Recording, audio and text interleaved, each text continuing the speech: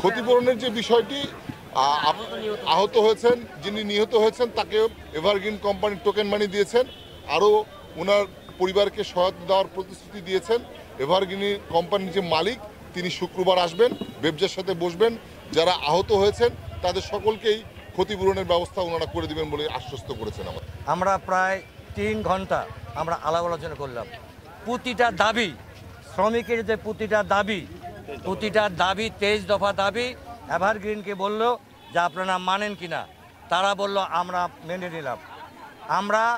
আমরা তাদেরকে আশ্বস্ত করলাম যেহেতু তারা দাবিটা মেনে নিল, আমাদের শ্রমিকরা যাতে তারা নির্বিঘ্নে কাজ করে। কোনো মামলা হবে না, যা ঘটনা ঘটে গেছে কোনো শ্রমিকের বিরুদ্ধে কোনো মামলা হবে না। আমরা সেটা বলেছি, কোনো মামলা যেন না হয়, কোনো ক্ষতি যেন না হয়, কোনো শ্রমিকের কোনো আশঙ্কার কোনো কারণ নাই।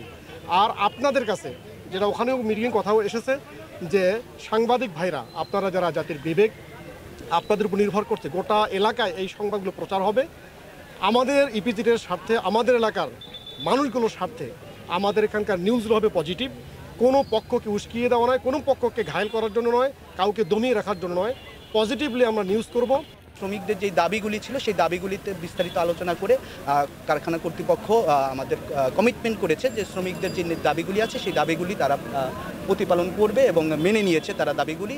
এবং এই দাবিগুলি নিয়ে আজকে যে সভা হয়েছে সেই সভার লিখিত একটা কমিটমেন্ট কোম্পানির সাথে বেবজা কর্তৃপক্ষের একটা লিখিত কমিটমেন্ট হবে, চুক্তি হবে যেন তারা এই তাদের যে দাবিগুলি ছিল শ্রমিকদের সেই দাবিগুলি প্রতিপালন করা হয়।